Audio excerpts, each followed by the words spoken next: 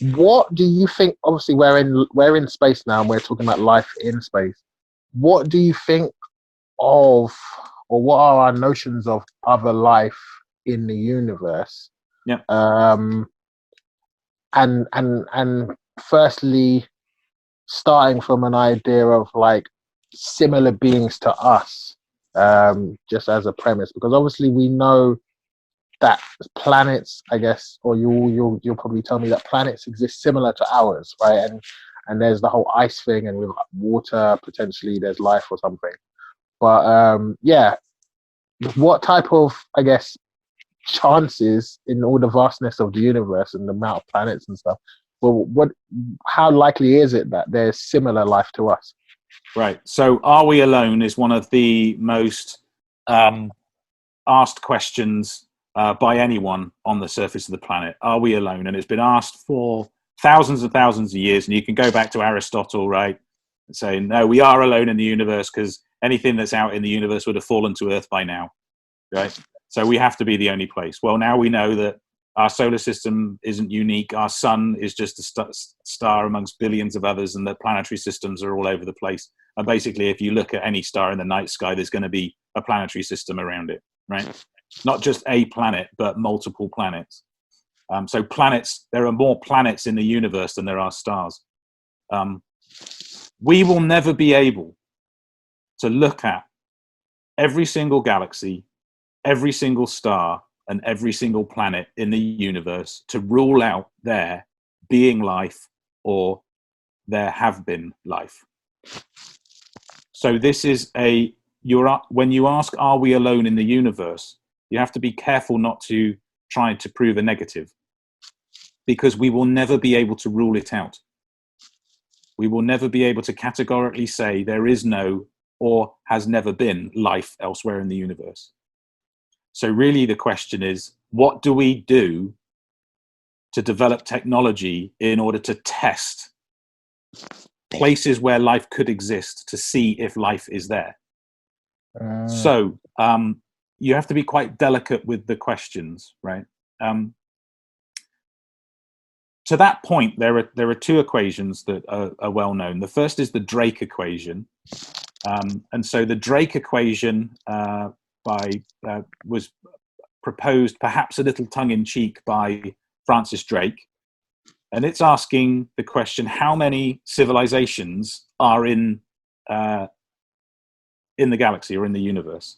And so you can put together a string of probabilities and essentially say, well, what is the probability of a star forming? We know that. That's called the star formation rate. What is the probability of there being a rocky planet like Earth at a particular distance from the sun? We can put in some probabilities there. And then the major probability is abiogenesis a unique process? Did abiogenesis, which is where you go from long chain complex molecules that we know are in interstellar space to the amino acids, the RNA and the DNA of life, how did that happen? We don't understand that. There are two major parts of our origin story we don't understand. The first trigger of the universe and abiogenesis. How do you go from the complex molecules that are naturally formed in the universe to self-replicating, self-aware organisms? So those are the two major unknowns, right? But getting back onto the topic, are we alone? Yeah, the Drake equation is asking, how many other civilizations are there? And you get a number that can be anywhere from 0 to millions, because it's not very well tuned, that equation. There is another equation which is very similar, called the Seagar equation, and that was proposed by Sarah Seagar from MIT. How do you spell it, sorry? Seagar is Seager, like the coach company. Her equation, the Seagar equation, asks, what is the likelihood that humans can detect life elsewhere in the universe? And life is not, a tin hat wearing alien with green skin saying beep, beep, bop, bop, and all that. It could literally be a snotty puddle on the surface of the planet that's got some microbes in it, right? That has somehow affected the planet. What is the likelihood of us being able to do that?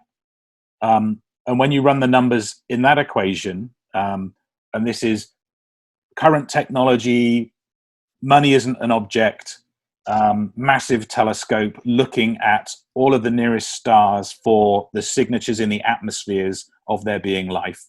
When you run the Sarah equation, you consistently get a number that's greater than 1.